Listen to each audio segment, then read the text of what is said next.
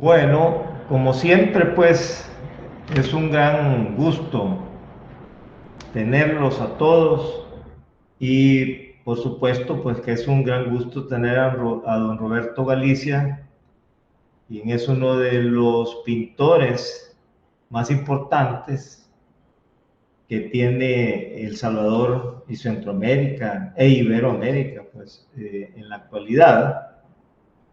Solo quiero decir un par de palabras sobre la extensa trayectoria de don Roberto Galicia, un pintor que nació en Aguachapán en 1945. Su obra plástica, su pintura, pues ha trascendido nuestro país, es muy conocido internacionalmente, pero también hay que decir que Roberto Galicia pues ha tenido la cualidad de ser un excelente administrador cultural en nuestro país y pues eso lo ha llevado a tener diferentes cargos en el sector público y en el sector privado. Ha participado, pues no sé, en una cantidad enorme de exposiciones, ha recibido premios importantísimos a nivel internacional, como la Orden de las Artes y las Letras que da el gobierno de Francia. Así es que yo quiero pues dejarlos con Roberto, pero antes quisiera pedirle a nuestro rector, al ingeniero Salguero, que nos diga algunas palabras.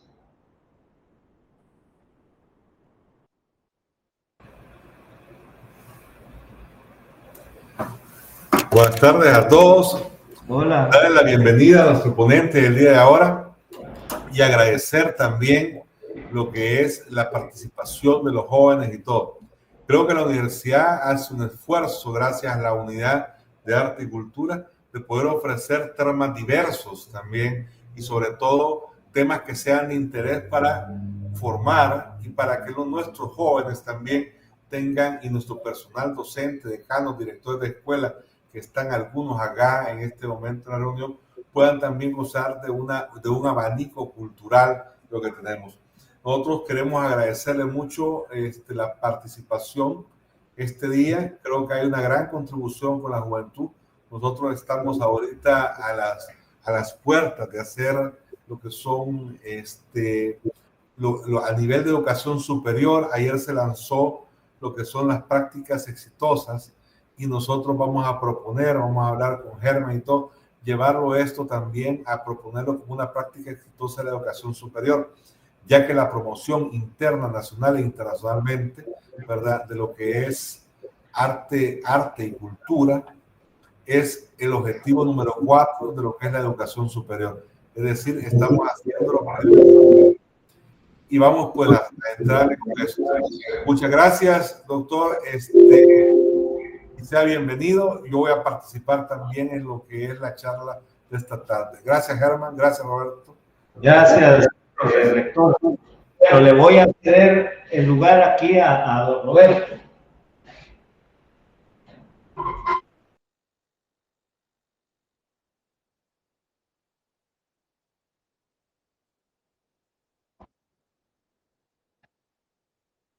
Bien, en primer lugar, quiero agradecer la oportunidad que se me brinda de poder compartir con todos ustedes y de manera especial con Germán, que estará aquí a mi lado para interrogarme si es necesario, en esta experiencia que para mí es nueva. Como muchos de ustedes a lo mejor saben, yo me retiré de la dirección del Museo de Arte de El Salvador a finales del 2019 y con esa decisión prácticamente estaba cerrando una vida de servicio público de casi 55 años y me pareció que ya era el momento adecuado para que que Roberto Galicia se retirara a su estudio, con el riesgo de no aguantarlo, pero que he podido superar esa situación, y tengo literalmente 4 años de estar recluido en lo que es mi estudio, mi casa, mi biblioteca, al lado de mi familia y haciendo las cosas que más me gustan, como es mi trabajo de pintor, leer, escuchar música. Y para hacer esas cosas no necesito salir de mi casa. O sea que esto es para mí una situación excepcional, y lo hago por deferencia para la universidad y de manera muy especial para Germán, con quien nos une una amistad de muchísimos años. Ponerme a hablar de lo que he hecho o de lo que dejé de hacer no deja de ser un poco complejo, y me gustaría, después de una introducción que a lo mejor es algo larga, poder tener la oportunidad de conversar y de responder cualquier pregunta o inquietud, para que desde la perspectiva de quienes nos ven y nos escuchan pueda haber un diálogo mucho más fluido, mucho más interesante, que toque aspectos que a lo mejor uno deja en el tintero. Mi formación como pintor empieza de manera casual, como nos sucede a todos los que hemos tenido la dicha de estudiar. Yo estudié en Ahuachapán mis 6 años de primaria, y en el colegio donde hice esos estudios, el Colegio de la Providencia, había una inquietud bastante grande por estimular la creatividad de los estudiantes a través de concursos que se hacían en ocasión de las festividades cívicas que abarcaba en aquellos años el calendario escolar. Empecé a destacarme sin que en esos años yo lo viera de esa manera, y ganando concursos y ganando algunos centavos haciendo escudos y banderas para las festividades patrias, empecé a tener una inquietud bastante marcada por las artes en general. Recuerdo 2, 3 profesores que me estimularon, y luego, por cuestiones de las facilidades que había en Ahuachapán para poder estudiar lo que antes era el bachillerato, me trasladé a Santa Ana. Conocí allí a varias personas que después destacaron en el ámbito cultural, y tuve también la oportunidad de empezar a tener una formación académica más formal con una maestra, la profesora Consuelo Salgado, si no mal recuerdo su nombre, y amigos y compañeros después en el campo de las artes como Negra Álvarez y especialmente Simón Magaña, que fue compañero mío del primero al 5º curso. Luego, ya bachiller, me vine a San Salvador, un poco extraviado en cuanto a intereses, y ingresé después de muchas dudas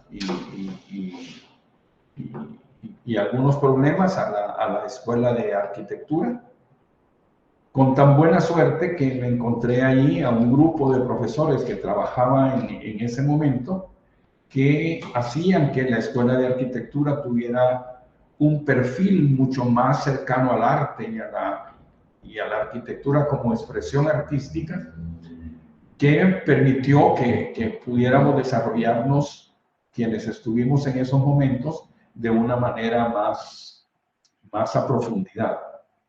Entre los maestros recuerdo, y lo destaco, a Carlos Cañas, a quien considero mi maestro, mi mentor, y a quien admiro muchísimo.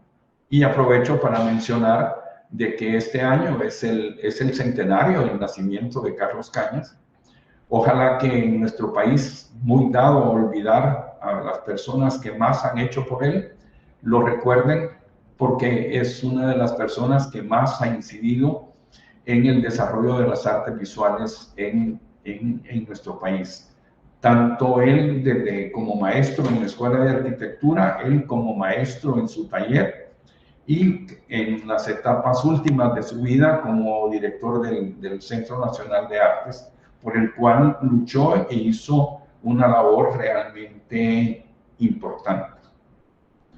En medio de todos esos ires y venires, tuve la fortuna de conocer a algunas personas muy importantes en el ámbito artístico y cultural, y destaco en primer lugar mi gran amistad que se mantiene con Roberto Hueso, quien me guió para que yo pudiera moverme en ciertos espacios y conocer especialmente a Julia Díaz, que en ese momento manejaba la Galería Forma, y poder ser recibido por ella, valorar mi trabajo y ofrecerme espacios para exhibir en Galería Forma. Y de esa relación surgió con ella una relación enorme, y con quien aprendí muchísimo lo que era la promoción y difusión cultural antes de que esto se conociera como se conoce actualmente como gestión cultural. Conocí también a Magda Aguilar, que fue directora del Centro Nacional de Artes, lugar a donde empecé yo a trabajar como docente en una época que se ha conocido como la época de oro del bachillerato en artes, y que coincidimos ahí tres profesionales de las artes en diferentes campos, dos en el campo de la plástica y uno en el del teatro, que teníamos en común, aparte de nuestro interés por el arte y la cultura, el hecho de llamarnos Robertos. Entonces hemos sido desde ese momento los tres Robertos, Hueso, Salomón y Galicia, y siempre mantenemos una muy buena relación. Y a estos tres Robertos eventualmente se sumó Roberto Murray Mesa, que también ocupó cargos importantes dentro del ramo de educación, y fue subsecretario de Cultura, Juventud y Deportes cuando la cultura fue considerada para manejarse desde un nivel más alto en lo que era la estructura gubernamental. Para poderme desempeñar en estos nuevos retos, desde luego que los años que yo cursé en la Escuela de Arquitectura sirvieron de mucho, y eso me dio un conocimiento del espacio, me dio una mayor disciplina, y también me permitió incursionar en la historia del arte de una manera más amplia y con un enfoque mucho más rico y que me abría a nuevas posibilidades. Mi trabajo de pintor, como ya lo he dicho, lo he combinado con diferentes compromisos que he ido adquiriendo a lo largo de mi vida. He sido profesor, empecé en esos campos de la docencia en el bachillerato en artes. Luego se me invitó a participar de la administración cultural. Fui director de artes y director general de cultura en la organización que antes estaba más vinculada al Ministerio de Educación. Luego de estar en esa posición, en 1978, fui llamado y asumí la dirección de la Escuela de Artes Aplicadas de la Universidad Dr. José Matías Delgado. trabajé allí por largos años y me cabe la satisfacción de que es uno de los proyectos que se ha logrado mantener a lo largo del tiempo y definitivamente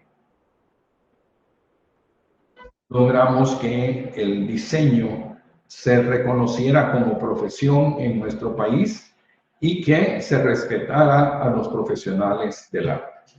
Necesito agua. Estoy acostumbrado a estar solo y callado, que hoy que he hablado seguido tantos minutos, me siento ya prácticamente agotado y sin voz. Bien, cuando estaba en la Escuela de Artes Aplicadas, me planteé un reto y fue de que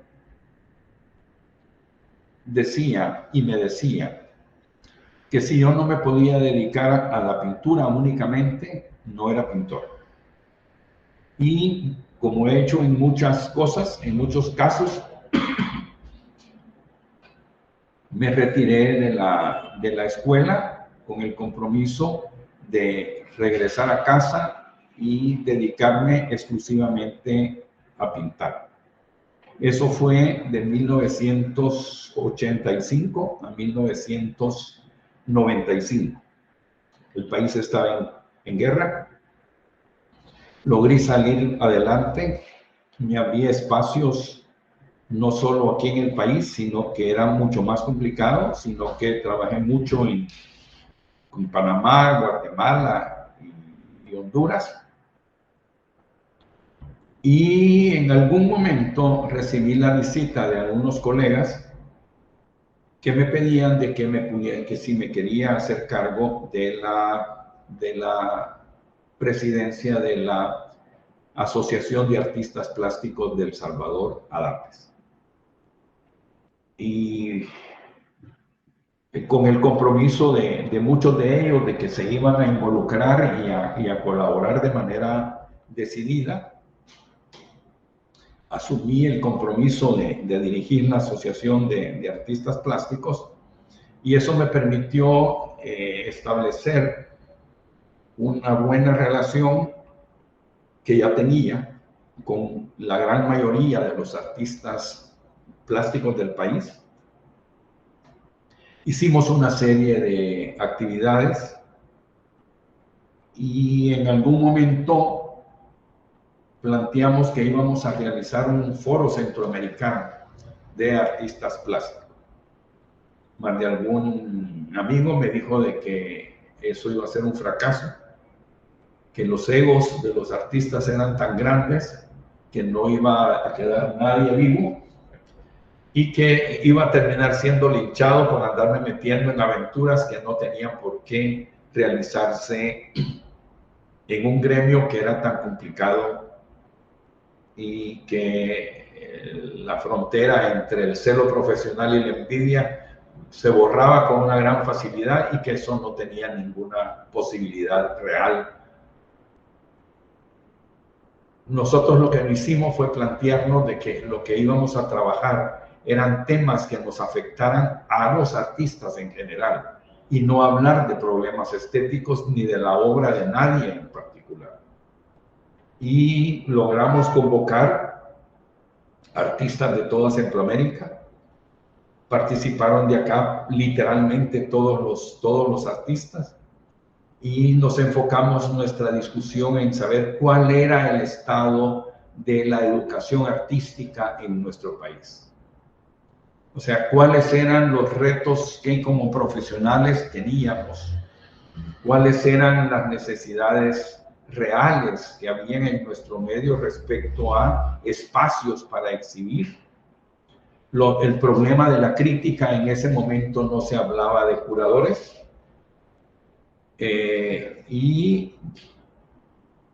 Las jornadas fueron exitosas. Surgieron miles de preguntas y al mismo tiempo miles de compromisos cuando todos nos dimos cuenta de que éramos parte de una realidad que estaba condicionada por una serie de agentes, muchos de ellos externos a lo que era nuestro gremio.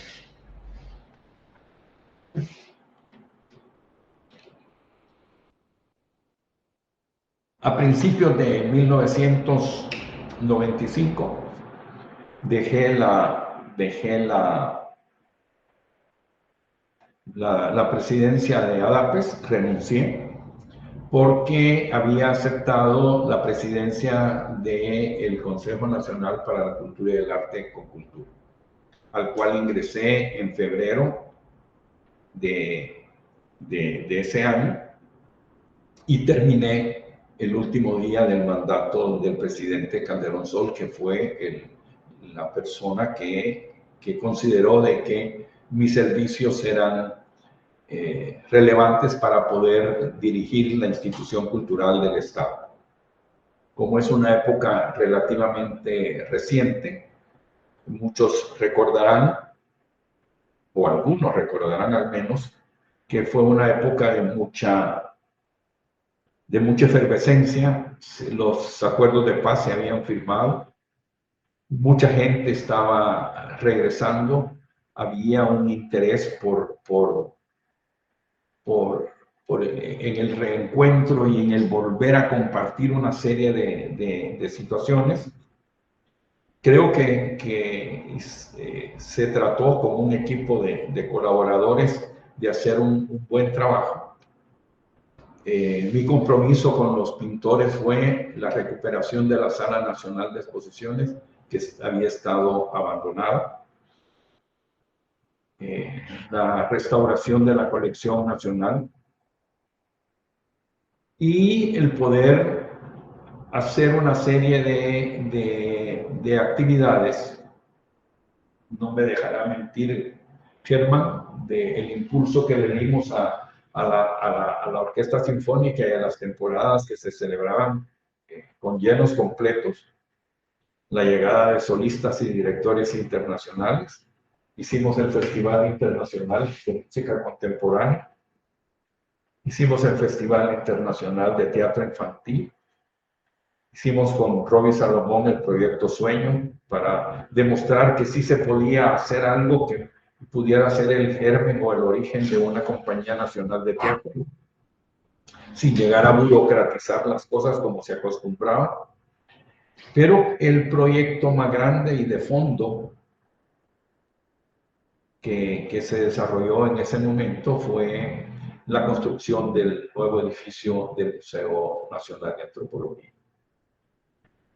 Se me acusó de ser un activista y yo he dicho de que no soy un activista, sino que un fanático de mi trabajo y que cuando se trabaja hay resultados y que los resultados hay que mostrarlos. Luego, al retirarme de Concultura, me fui nuevamente a mi estudio y llegó el momento en el cual se me llamó por parte en ese momento, el Patronato Procultura de El Salvador. Recuerdo muy bien que fue Mauricio Álvarez, buen amigo y escultor que falleció, si no mal recuerdo, el año pasado, para decirme de que si quería hacerme cargo yo de la dirección del Museo de Arte Moderno, hablaban ellos en ese momento. Yo le contesté que el proyecto me interesaba, pero que yo no podía ser director de una institución que no existía y que yo lo que podía hacer era coordinar el proyecto del Museo de Arte de El Salvador.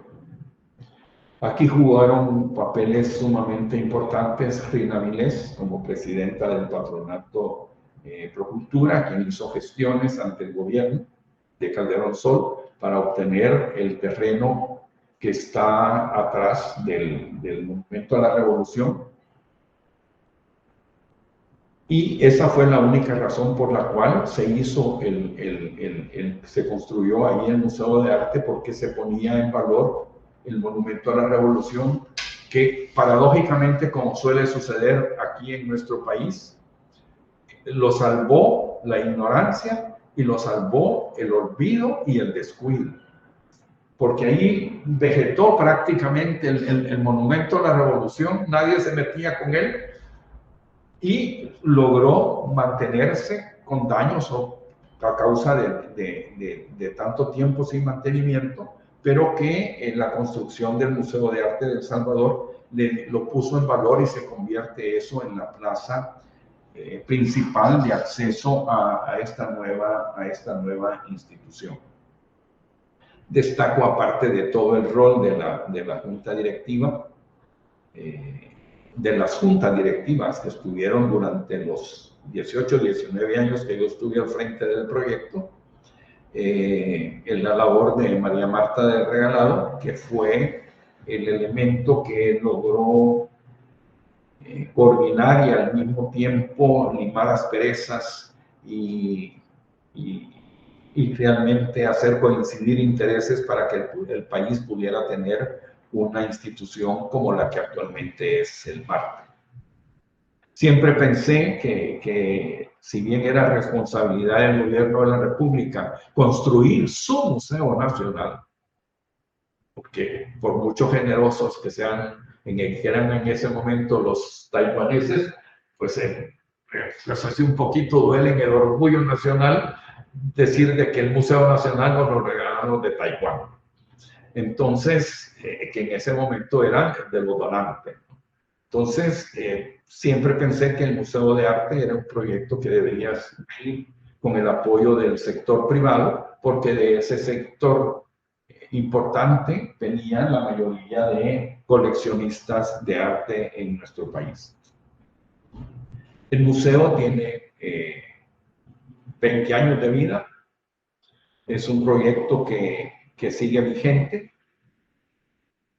Son otras las autoridades quienes lo dirigen en la actualidad, pero pienso de que se mantiene el espíritu de darle una casa digna al artista salvadoreño, que el arte se pueda exhibir en condiciones óptimas y que, aparte de conocer y valorar el trabajo del artista nacional, lo que también se exhiba ahí de arte internacional sirva para que el gran público pueda tener acceso a obras importantes de artistas de fama o de trascendencia, mejor dicho, mundial o internacional.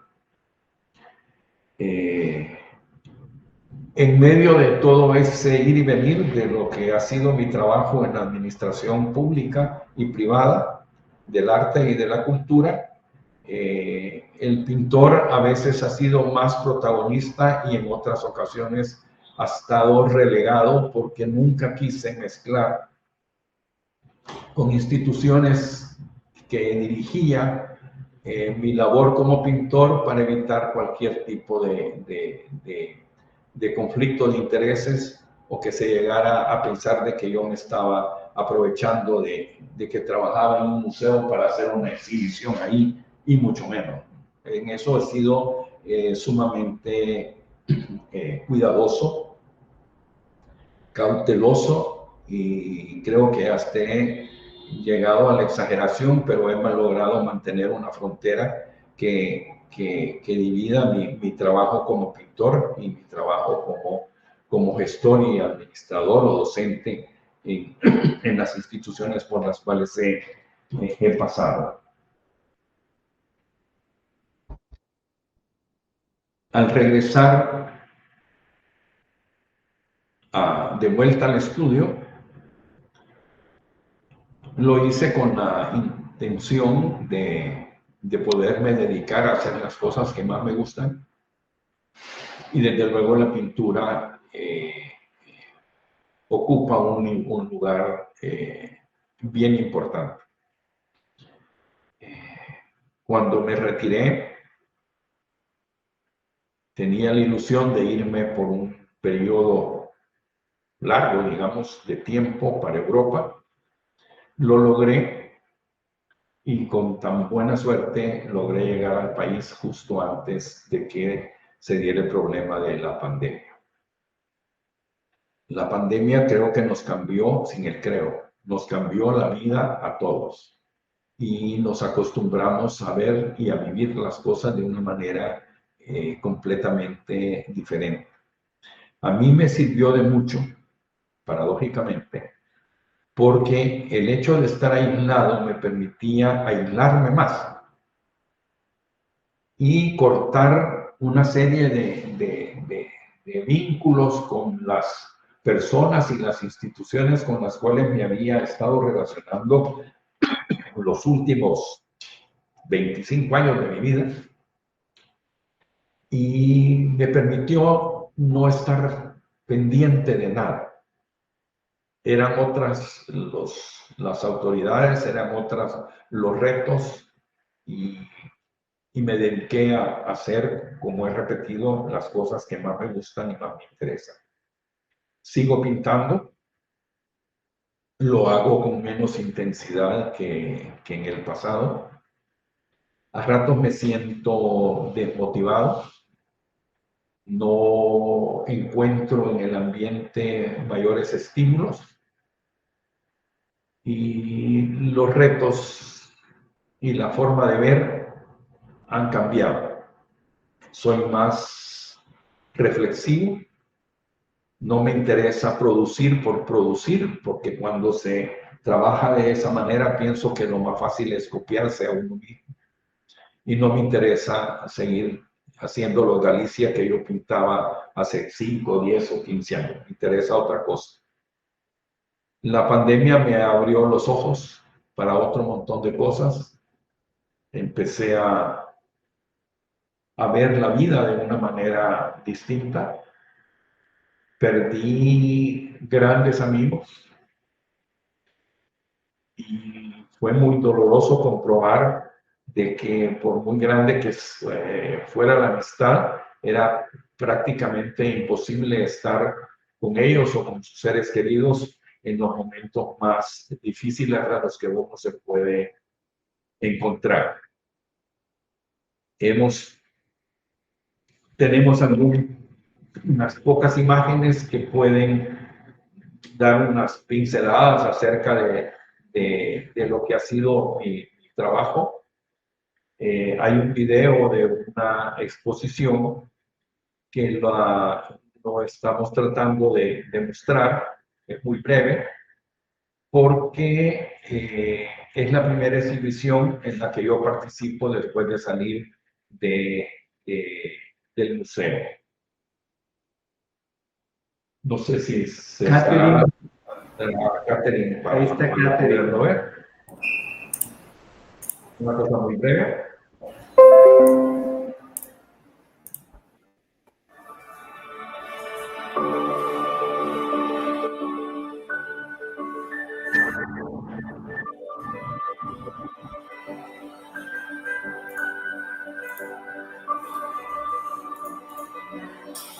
Quería mencionar que es la primera inmersiva en El Salvador y estamos muy agradecidos nuevamente que nos visiten y esperemos que la disfruten y gracias nuevamente por acompañarnos. Agradecer también, igual que mis compañeros, su presencia, su tiempo, estar aquí este miércoles disfrutando de lo que es el ecosistema artístico.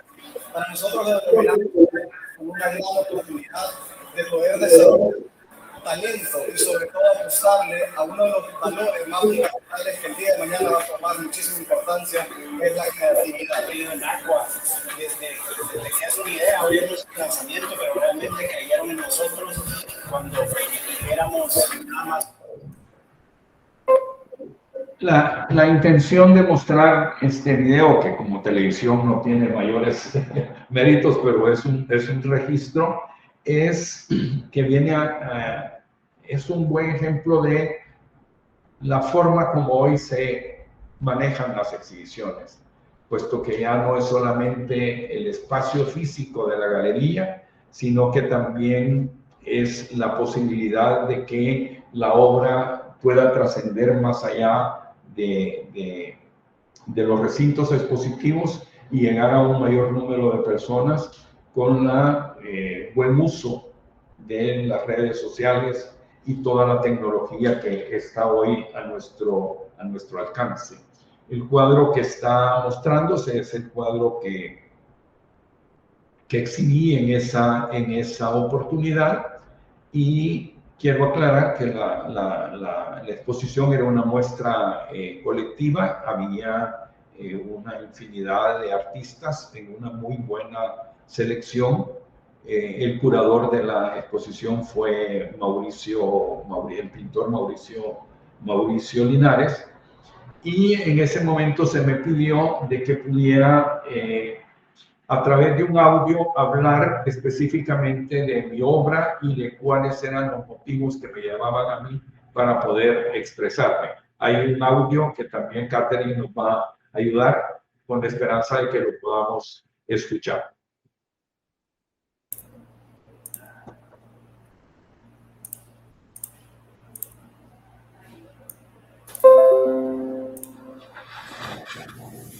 Mi pintura, a lo largo del tiempo, ha estado en la frontera y lo imaginario. Dependiendo de lo que deseo expresar, me acerco o alejo de esos universos, tratando de ver de manera diferente mi entorno, especialmente sus formas y colores, su esencia. Me apasionan nuestras raíces prehispánicas y los secretos que guardan las entrañas de la tierra.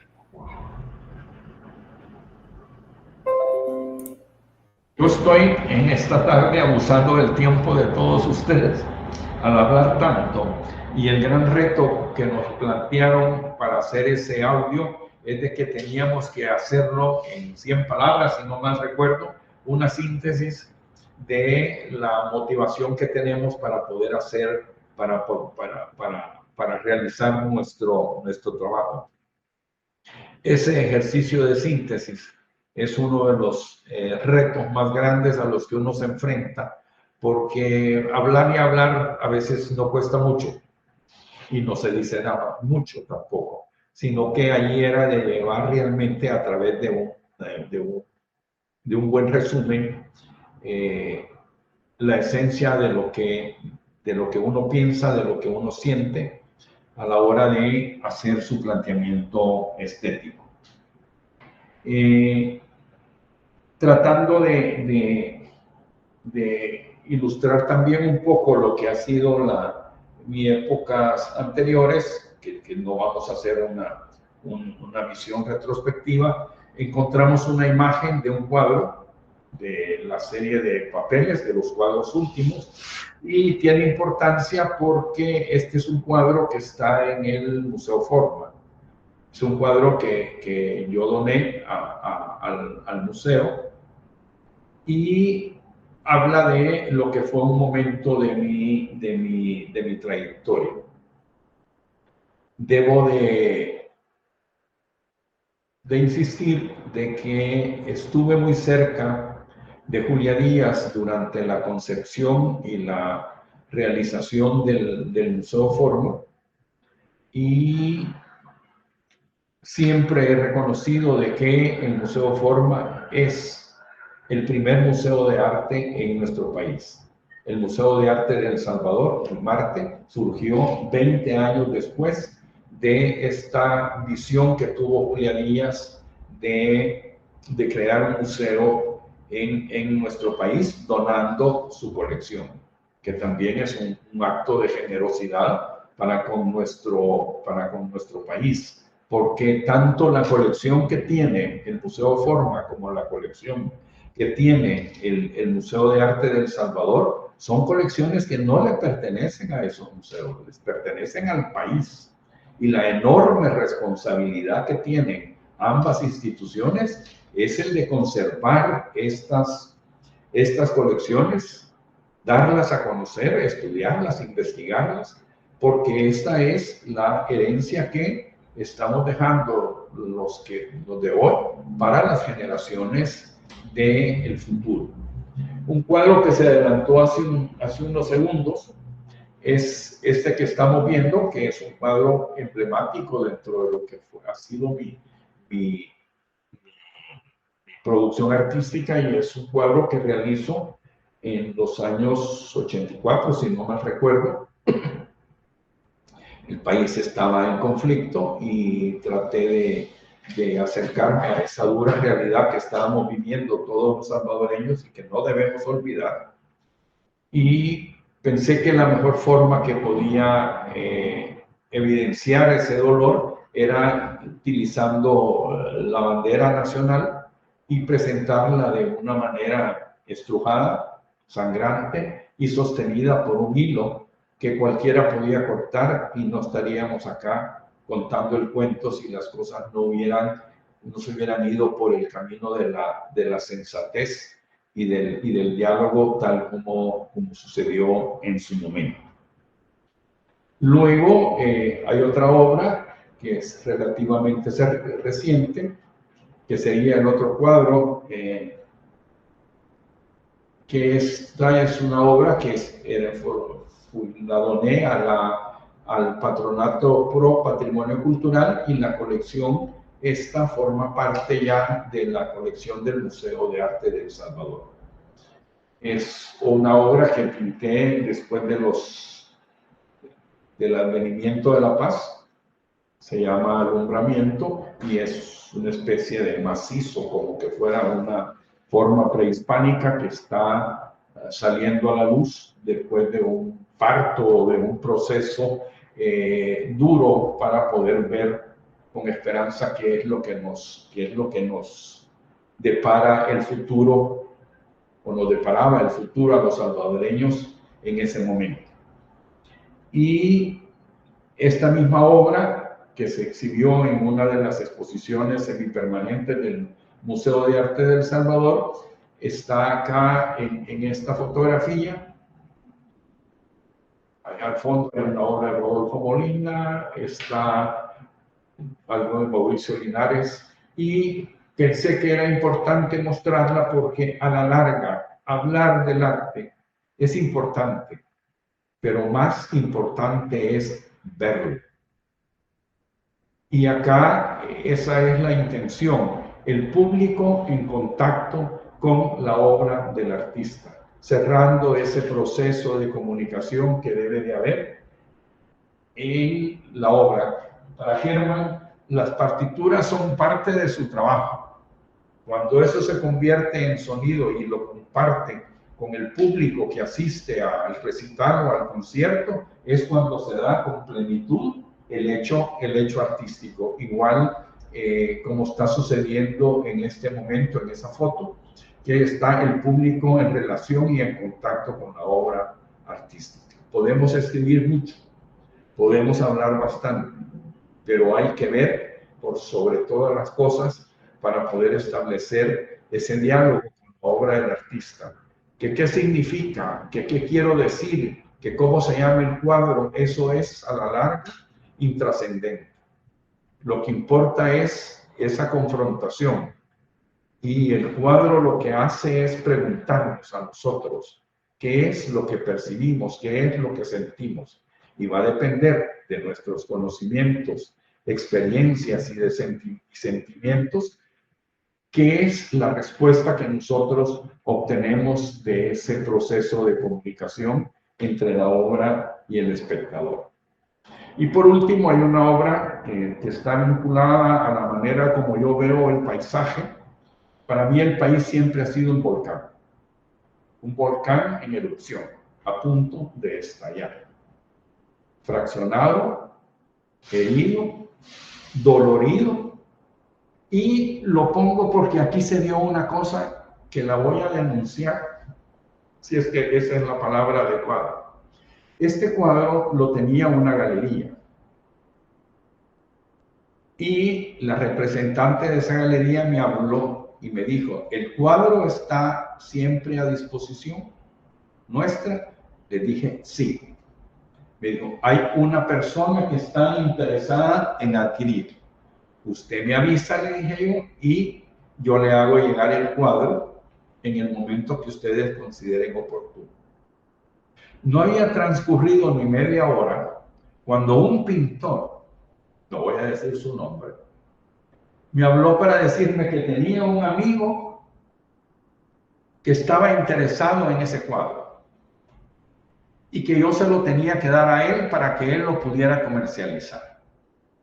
Yo le contesté a este pintor de que yo tenía palabra y que mi palabra estaba empeñada con las personas que habían hecho la promoción y difusión de mi cuadro, y que si bien a él le arruinaba un negocio y yo dejaba de percibir fondos, no se lo daba porque lo que él me estaba proponiendo no era ético.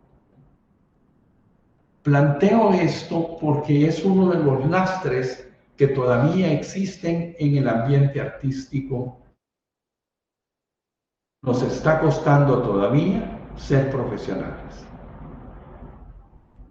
Y estas actitudes y estas acciones no son correctas. No digo que no se puedan hacer, y hay mucha gente que lo hace, pero creo yo de que no es la forma de proceder. Tenemos que ser de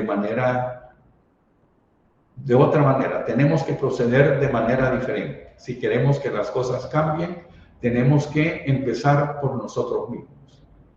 Porque como lo he dicho en otras oportunidades, y con eso quiero terminar, por el arte, por nosotros, nadie va a hacer lo que es nuestra absoluta y total responsabilidad.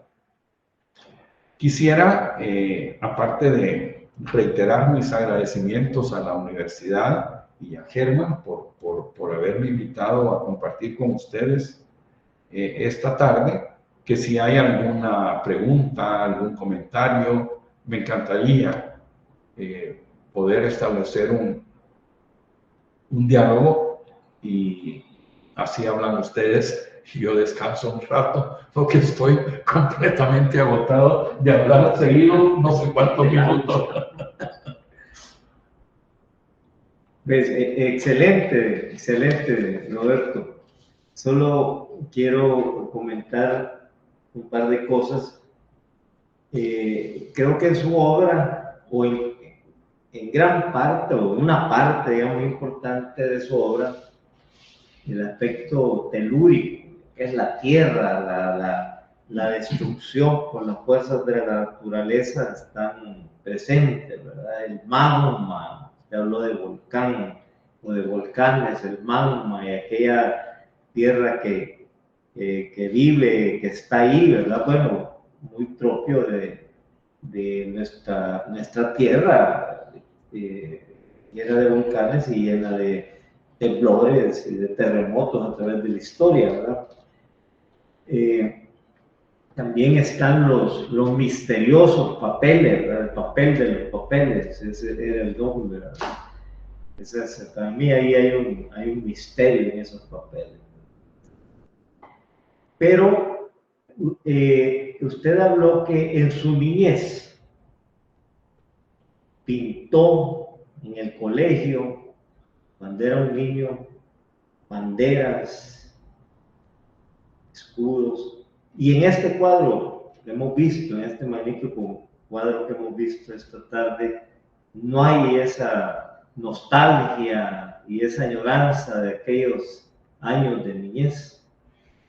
No lo había pensado, pero es muy probable de que haya ahí algo. Es lo mismo con el color y con lo de la tierra. Yo no puedo dejar de pensar en el impacto que me causaron los ausoles la primera vez que los vi. Y me siguen impresionando cada vez que voy, después de tantos años. Es esa fuerza de la tierra que no logramos, al menos yo, descifrar, ¿no? Y que siempre me maravilla y que nos enseña una paleta de colores realmente impresionantes.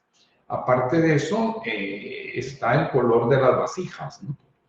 Que a mí lo prehispánico me interesa más que todo por el color, por la forma. No entro a un conocimiento más especializado. Y lo que me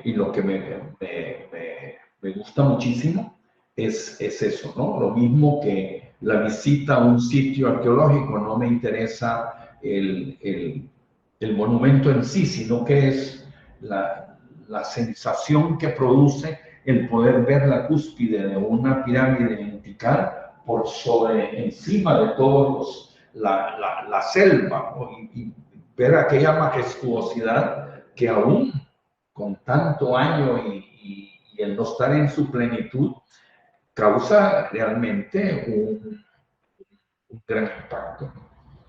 Pienso, y hasta hoy lo asocio, de que aquel respeto con el que yo dibujaba la bandera en ocasión de las fiestas patrias es quizás lo que sale en flote cuando decido representar el drama que vivía en ese momento en nuestro país a través de uno de sus símbolos, ¿no? como es la bandera. Otra cosa, Roberto, que quisiera yo comentar, y por favor les pido a todos que pidan la palabra. Solo quiero comentar algo que me parece que es importante. Usted dijo que como pintor, como creador, pues sigue trabajando, que quizá no hay mucha motivación en el ambiente. Eso yo creo que es importante destacarlo porque no es un fenómeno de El Salvador, es un fenómeno mundial relacionado con la situación del arte contemporáneo. Se me vienen a la memoria las palabras de Giorgi Ligeti, uno de los compositores más importantes de la última parte del siglo XX y buena parte del siglo XXI, en la que él dice, refiriéndose a su producción, o a la producción en general más bien, porque dice algo así como, ya no nos necesita. Y acabo de leer la última biografía publicada este año de Arnold Schoenberg, uno de los compositores más importantes de la historia de la música y del modernismo, del expresionismo musical, siglo XX. Y este autor, Sachs, el apellido Sachs, dice que no se programa la obra de Arnold Schoenberg. Yo creo que esa falta de motivación la hemos sentido todos, yo la he sentido, pero sin embargo hay una cosa que es importante para todos los creadores, creo yo, y es que es algo que necesitamos hacer, sea apreciado o no sea apreciado en el momento. Es algo que creo que es una necesidad interior difícil de explicar. ¿Qué cree usted de eso? Yo pienso de que vivimos la vida con una rapidez tan grande de que hemos perdido o estamos perdiendo aquellos espacios físicos y de tiempo para poder entrar en comunión con la obra de un artista, sea músico, sea un pintor, sea un escritor, etc. Nosotros como salvadoreños no somos contemplativos. Todos vamos a la carrera y hoy mucho más. El mejor ejemplo que yo pongo es que vamos al Cerro Verde y la gente se baja del autobús en desbandada, se va al balcón del hotel de montaña, yo no sé si hoy se podrá entrar, y ven el volcán y no tardan ni un segundo y dicen a buscar la vereda como para poderse llenar de tierra o de arrancar sus mangos o lo que fuera. No tenemos esa misión. En San Andrés, en el sitio arqueológico, los niños se bajaban del autobús y corrían a lo largo del terreno, se encaramaban en la pirámide, y ellos ya habían tenido contacto con la cultura prehispánica, ¿no? Cambió la actitud cuando vino lo de Joya de Serena, porque ya no era aquella cosa majestuosa. Y yo digo que siempre teníamos que hacer ese gesto de agacharnos a ver, para ver a dónde estaba ese vestigio que nosotros andábamos descubriendo, y esa era una forma de respeto. Y así somos en todo. Hoy la gente va a una exposición y lo primero que hace es tomar la foto. Y en la medida de que lo vieron a él en el museo tomado con el cuadro atrás, él ya cumplió con su tarea, ¿no? Va a un restaurante y lo primero que hace es tomarle la foto a lo que va a comer. ¿A quién le importa? Yo no soy de ese no es el ritmo con el que yo trabajo, ¿no? Pero estamos más comunicados y es cuando menos nos entendemos entre nosotros. Vaya a un sitio, hay 4 personas de una familia en una mesa. El padre está viendo el televisor, el partido que está, aparte tiene el teléfono, pues porque no puede estar desconectado del mundo. Y los otros 3 restantes, la esposa y los 2 hijos, por poner un ejemplo, está cada quien en su propio mundo. Y entonces, ¿hacia dónde llegamos? Estamos exigiendo diálogo y es lo que más hemos perdido. No nos comunicamos. Entonces, yo no estoy en contra de las nuevas tecnologías ni de las formas nuevas de comunicarse. Al contrario, creo que eso nos aproxima al conocimiento si se saben usar. Pero estamos perdiendo muchísimo de la relación entre las personas. Ya no hablamos. Como decía alguien, le leí un artículo, ya los teléfonos no sirven para hablar, hoy son para otra cosa. Es complicado, ¿no? Es complicado. En ese sentido, me ha gustado bastante la última novela de Vargas Llosa, Le dedico mi silencio, que por las declaraciones de él es su última novela, ¿no? Porque él se retira de escribir, y después hay un ensayo que está escribiendo y él pasa ya a otra dimensión. Y él hace una reivindicación de la música popular peruana, ¿no?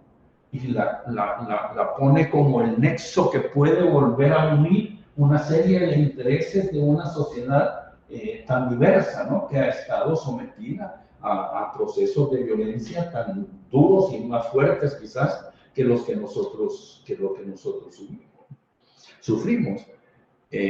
Menciono lo de los libros, Germán, porque es una de las grandes tareas que yo me impongo todos los días, que es leer, y lo hago con gusto y me encanta leer, ¿no? Leo hoy, lo único que lamento es el precio de los libros, pero leo con una avidez total. Ahora, lo que sí creo yo que vale la pena mencionar es de que durante estos años también he tratado de ordenar las cosas que he hecho durante todo este tiempo. Y menciono 3. Una, hacer un inventario de mi colección, de la que está en poder mía, de mi familia. Ya eso está terminado. Creo yo de que es algo que todos deberíamos hacer para poner un poco de orden en las cosas que hemos tenido la suerte, el privilegio de poder hacer. El otro punto es que después de pensarlo mucho, decidí que voy a donar toda mi biblioteca. Es una colección importante, no sé cuánto volumen, 1500, 2000, no sé.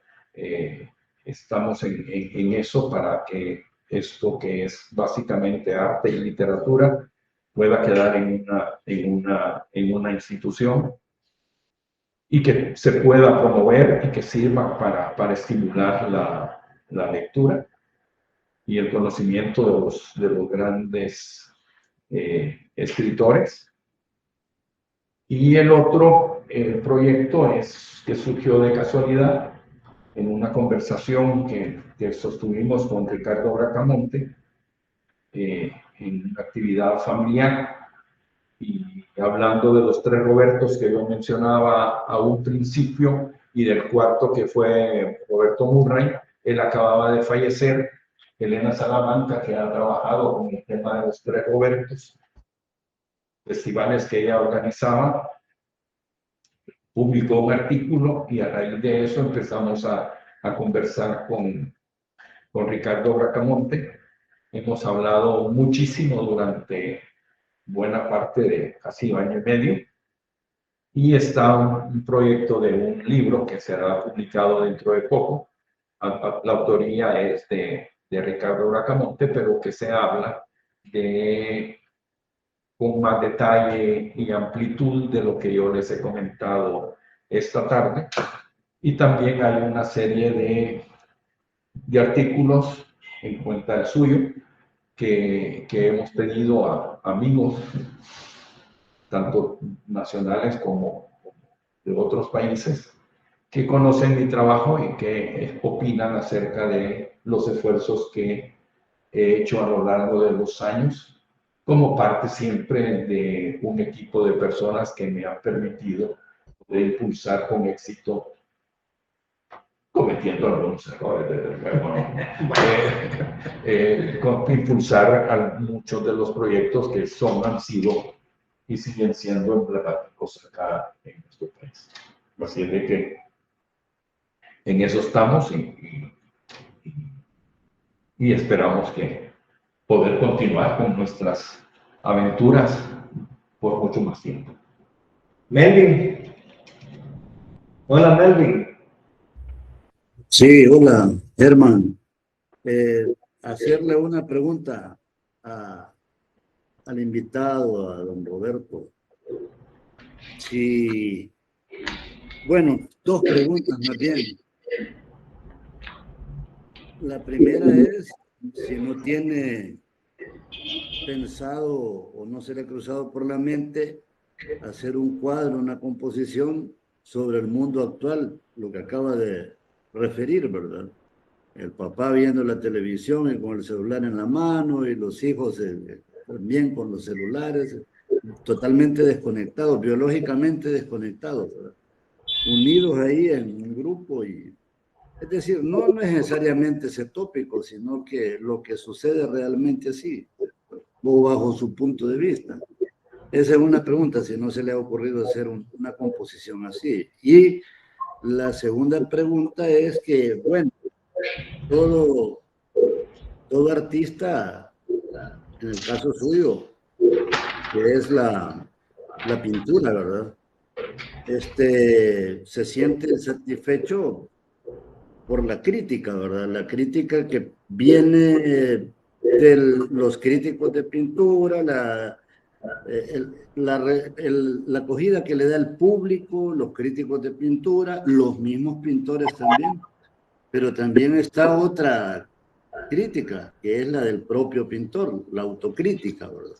Entonces, mi pregunta es, ¿con cuál de las fases o de la época de su vida, de sus pinturas, de su obra, es con la que usted se siente más satisfecho? La que más le apasionó, le gustó, le agradó. Bueno, lo de si se me ha ocurrido hacer algo de la incomunicación, pienso que ya eso no se debe tratar como un cuadro, sino que se debe hacer un video. Como yo les decía en una reunión de personas más o menos de mi edad, que nosotros no somos de la generación del TikTok, sino que somos de la generación del tic-tac. Entonces, que hay una gran diferencia. La rapidez y las cosas como se hacen hoy no es como las hacíamos o las pensábamos nosotros antes. Pienso que es mejor hacer así un video corto de unos 30 segundos y a lo mejor quede en blanco todo, ¿va? Porque no hay ningún tipo de comunicación. Mire, yo pienso que uno en su desarrollo tiene hallazgos que son sumamente importantes. Y de repente hay obras que logran reunir, digamos, la esencia de lo que uno siente y de lo que uno piensa. No necesariamente estas obras con las que uno se identifica plenamente llegan a tener de parte del público una gran aceptación. En mi caso particular, pienso que el cuadro de la bandera es un cuadro altamente significativo para mí, como creador, como parte de mi trabajo artístico y como producto de una sociedad a la cual me debo y en la cual he estado inserto durante toda mi vida. Ese para mí es un cuadro que tiene un gran valor, un gran significado y con el cual aprendí mucho, porque denunciar por denunciar es como no tiene sentido. Pegar de gritos para ser escuchado tampoco. Yo pienso que uno tiene que ser mucho más reflexivo, mucho más coherente con lo que dice, con lo que hace, con lo que puede hacer. Y ahí pienso yo de que he logrado o logré estructurar un buen discurso en un momento que era sumamente conflictivo y cuando también sectores se hacían dueños de que solo ellos podían decir las cosas. Y había que tener mucho tacto, mucho cuidado y tratar de estructurar una obra que pudiera reflejar realmente lo que yo sentía en ese momento. Aparte de eso, yo estaba saliendo de una serie que fue la del Papel de los Papeles, que tuvo muchísimo éxito. Y estaba en un proceso de transición, de cambio, a buscar nuevas cosas en mi trabajo. Ese cuadro lo exhibí la primera vez aquí en El Salvador, en un sitio que se llamaba la Galería Centro de Artes, que era dirigido por Ana Cristiana, y se exhibió en Roma, en una exposición que hice con Julia Díaz y con César Menéndez. Y también significó un tránsito de que yo trabajaba óleo sobre cartón, y estos fueron mis primeros trabajos en óleo sobre tela, y después me pasé al acrílico por razones de salud. Entonces creo que es un cuadro que de alguna manera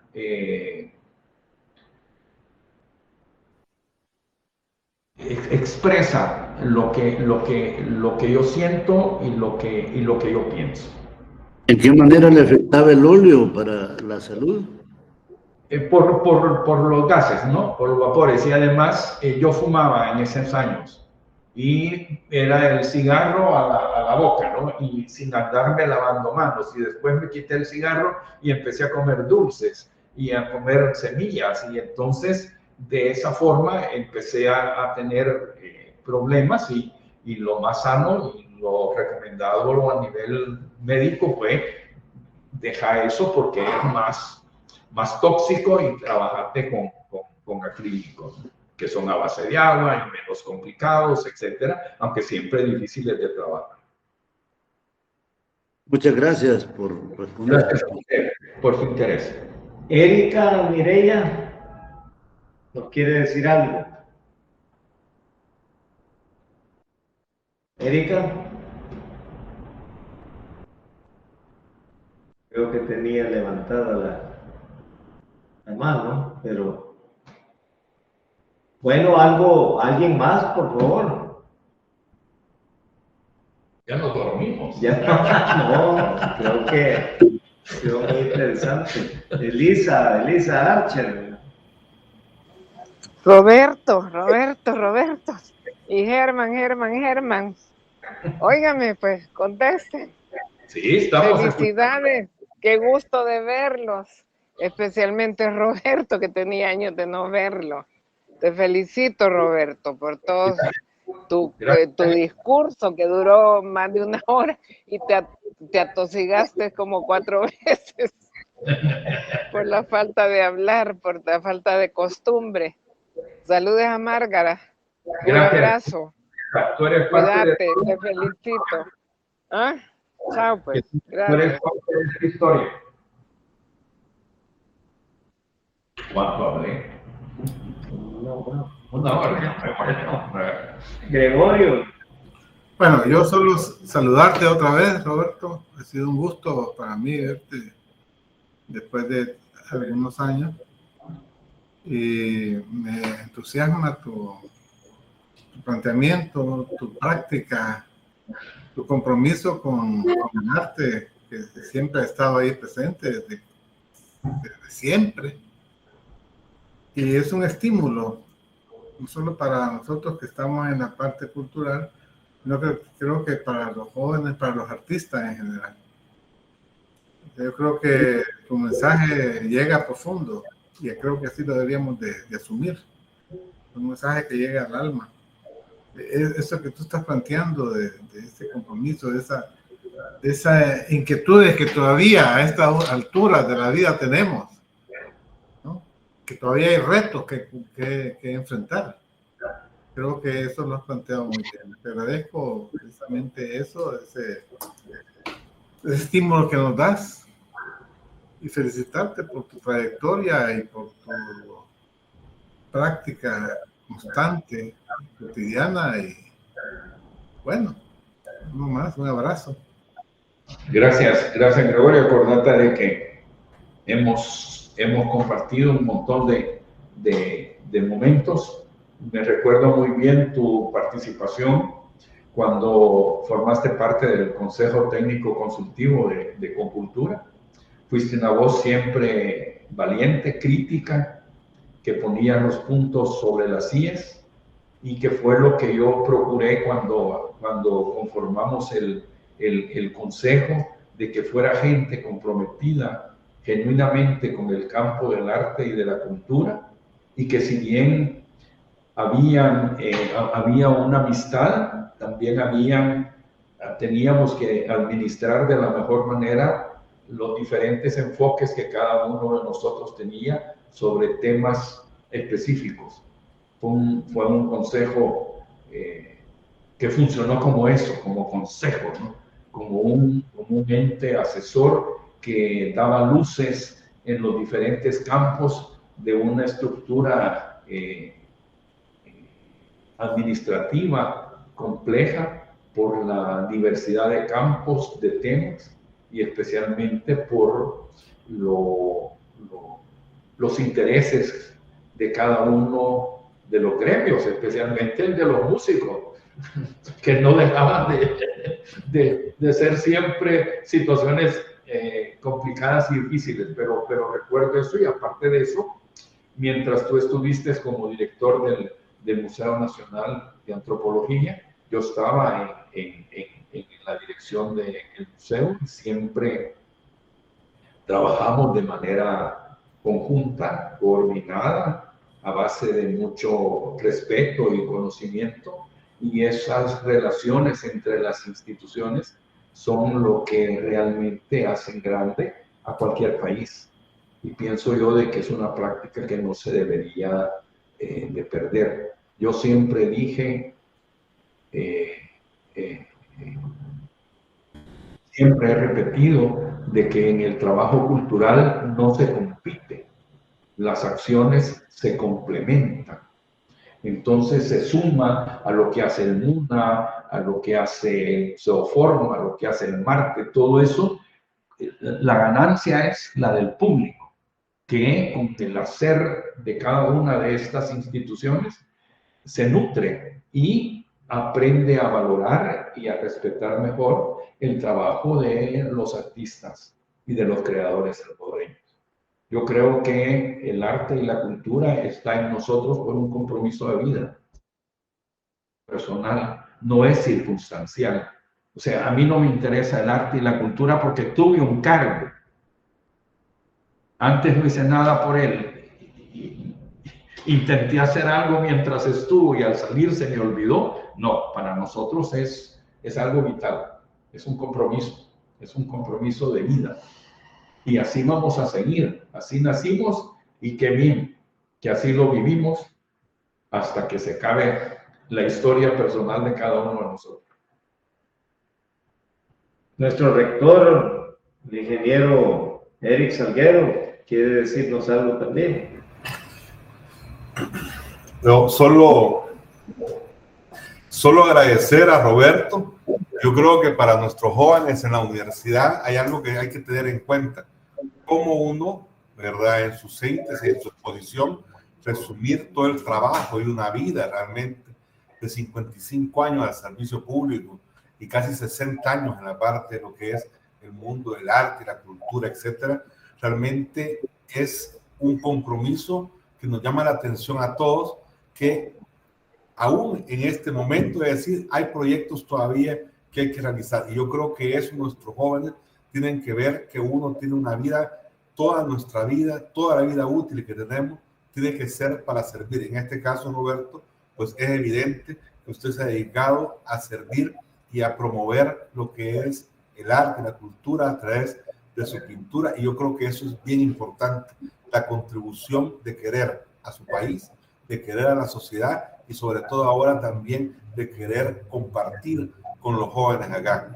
Algunos de los jóvenes que están acá tienen intereses en el arte, la cultura, la pintura, aunque no están estudiando otros tipos de profesiones, pero sin embargo está en ellos ahora también hacerlo y promover también alternativamente el deseo de seguir al que quiera pintar, al que le guste la música, ¿verdad?, la literatura, etcétera. Yo creo que son ejemplos importantes. Mis felicitaciones y le agradecemos mucho también, ¿verdad?, la participación. Creo que hay una persona más que quiere hablar. Muchas gracias, Robert. Gracias a usted. Creo que es Ricardo Castellón, doctor Castellón, por favor. Y aquí estamos. A ver, voy a poner el video. Ahí están todavía los 12, muy bien. Roberto, voy a procurar ser muy breve. Quisiéramos particularmente, además de su amistad, agradecer su participación en nuestro pasado formativo. Nosotros somos exalumnos de la Matías Delgado y tenemos en ese sentido mucho que agradecer respecto de la formación del diseño y la participación de Roberto, por sentar las bases de que eso así fuera en nuestro país, por participar de ese primer proyecto de diseño.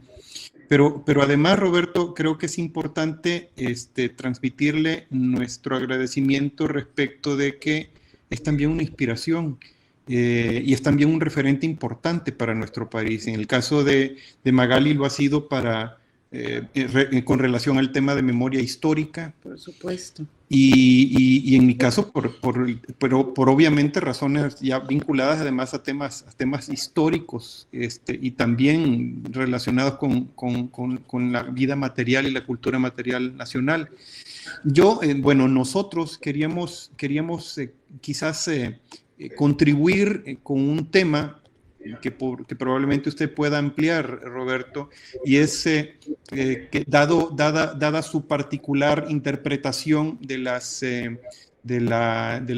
vida social de nuestro país en particular, ¿qué opinión le merece la participación que desde las artes plásticas se puede tener con relación a los eventos posteriores al conflicto armado? Es decir, nosotros tenemos esa herida que está todavía por cerrarse, que todavía está pendiente de cicatrizar, pero ahora nos estamos enfrentando a una situación particular al parecer de desmemoria de una desmemoria muy fuerte. Que parece atentar contra esa importante enseñanza que resultó ser el conflicto, sin contar con que ahora se está construyendo ya una nueva memoria, puesto que el conflicto ya ha pasado y ya comienzan nuevas generaciones de salvadoreños a vivir historias completamente distintas, aunque posiblemente vinculadas. Solamente.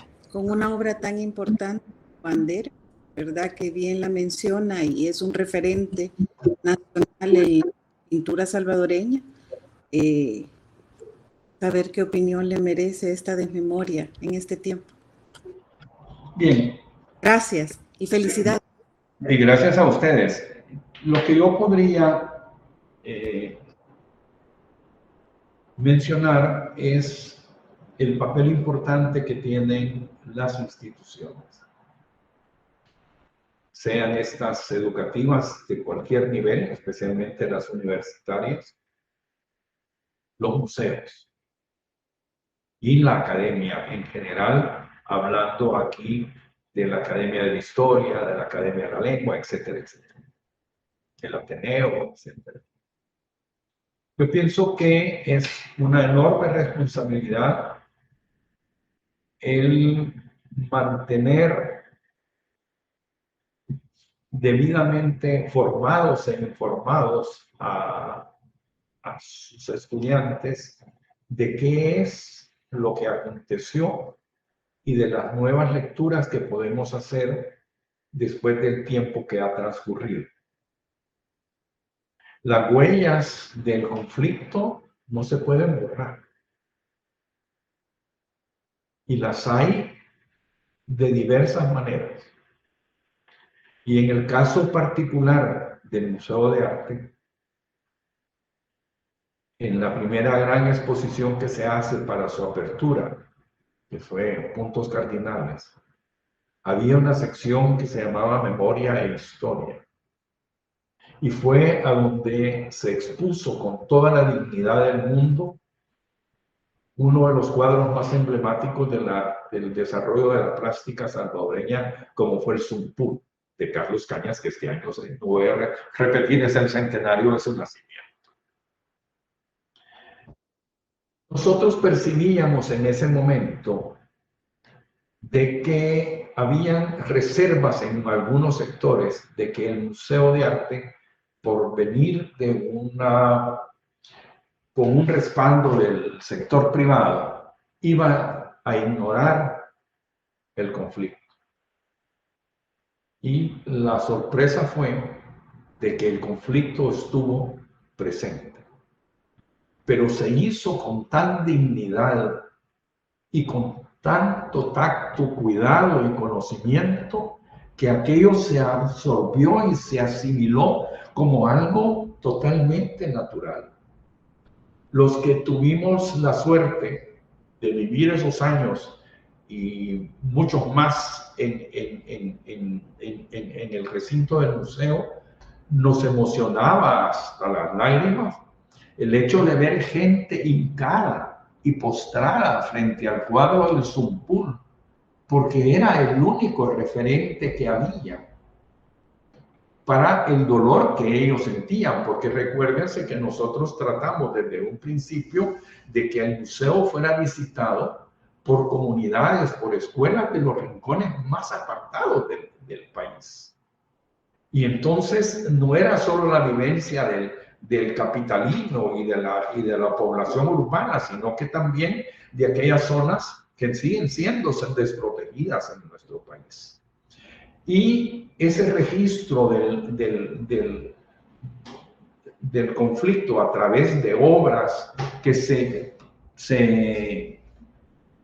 produjeron en su momento, no es que se hayan hecho expresamente, sino que respondían al momento mismo en el que el artista se había enfrentado a esas cuestiones, han seguido presentes en las diferentes exposiciones, aún en la que actualmente es otra de las exposiciones semipermanentes. Y hay una que comentábamos hace un rato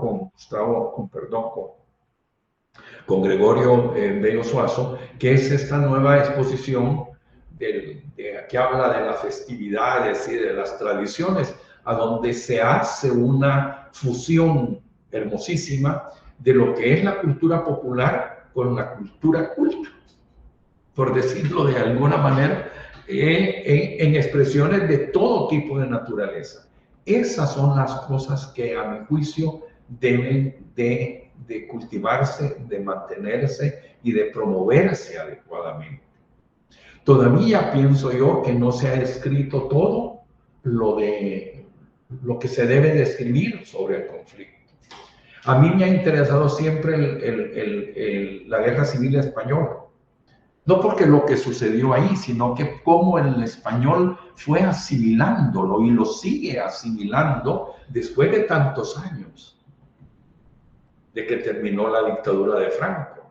Y lo valioso de la literatura que hay, que uno se queda sorprendido de los diferentes enfoques. Mire, yo era un entusiasta y sigo siendo un entusiasta de Almudena Grandes.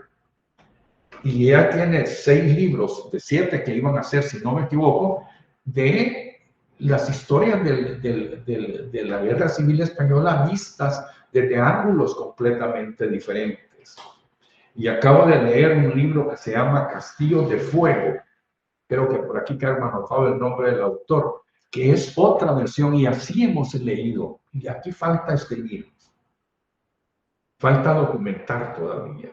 Porque lo que se ha escrito ha sido como un tanto parcial, queriendo hacer héroes a donde con el tiempo hemos comprobado que no lo eran tanto.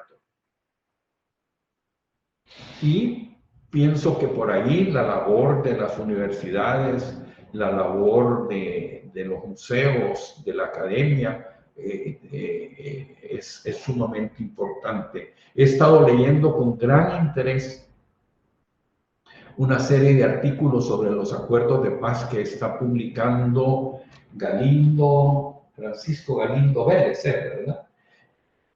Realmente reveladores. Sería interesante que una universidad lo invitara para que se compilaran todos esos artículos y se pudiera sacar un libro, porque es un lenguaje de reportaje de periódico, o sea que es más accesible para el público, y que todo eso viniera a enriquecer el conocimiento, porque estamos más pendientes del instante y estamos perdiendo la perspectiva para ver hacia atrás y para ver hacia el futuro. Y estamos negando demasiadas cosas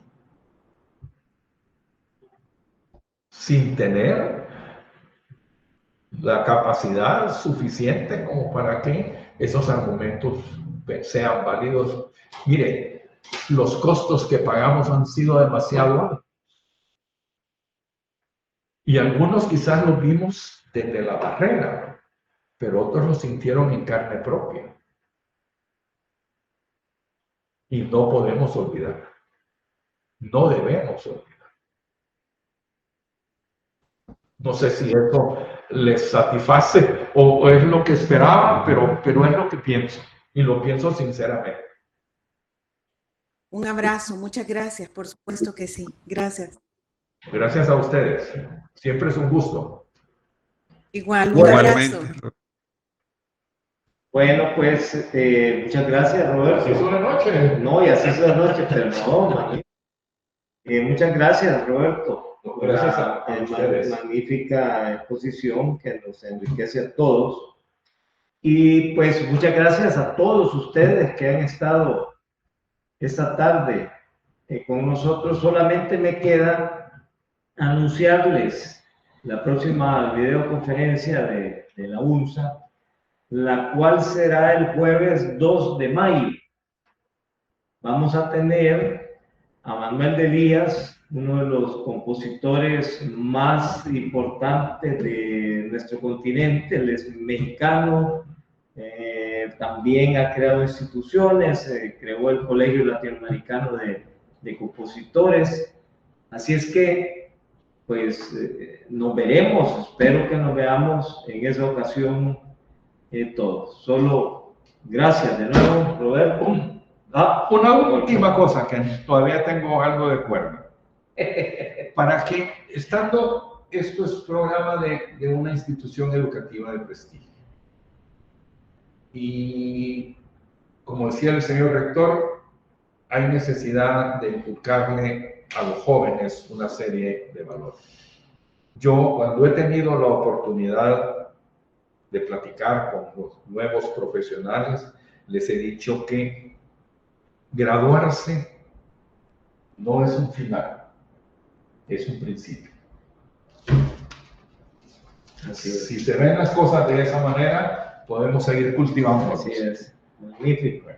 Gracias, Germán. No, gracias a todos. De nuevo, un gran gusto, como siempre. Nos veremos la próxima.